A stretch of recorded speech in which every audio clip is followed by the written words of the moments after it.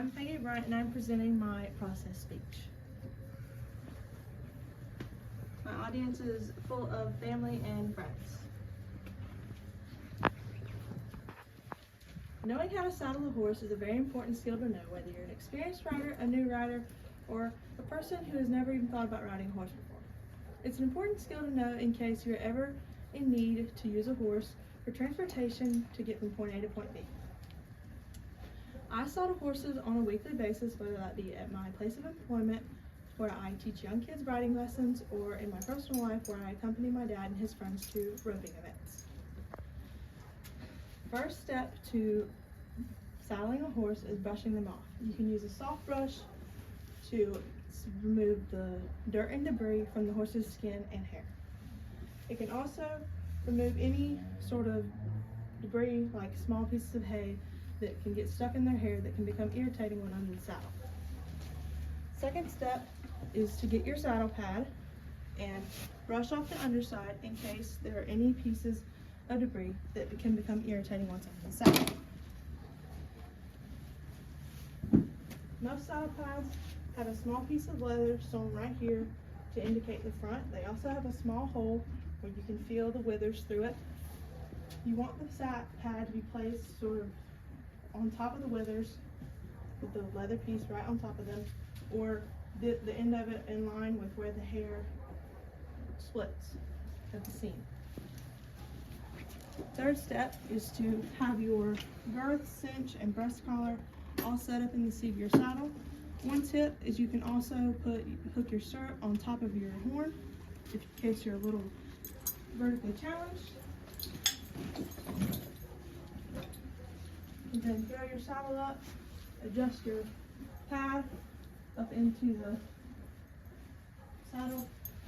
Then you can come over to the other side of your horse, pull down your stirrup and all your breast collar, girth, and cinch, and untangle them. You come back over to the left side of your horse, reach under, grab your girth, make sure it's not tangled, stick the strap to the ring, make sure it doesn't get stuck. And you'll always want to do your front cinch first. It's the main component holding your saddle on in case you're saddling a green horse and they get spooked or something. It will keep you getting a little bit of a wreck. You'll then take the little buckle piece, put it through the hole, pull that so it'll rest up against there, and then do your back cinch in the appropriate hole that fits your horse. You don't want it to be too tight. You just want it to be pressed up against the stomach, because once you get on the horse, your weight will push it down and give them a little bit of breathing room. Then you can reach over. Well, of course, it's standing on your breast collar. And then reach over, get your breast collar, and then hook it to the ring right here.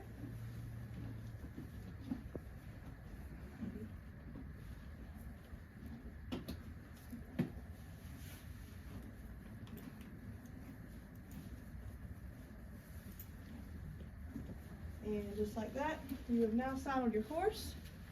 You will want to retighten this before you get on so your saddle isn't slipping and sliding around. But I have now gone over the three major components to saddling a horse. Not every saddling may look like this. You may have a different horse that has different quirks or something like that.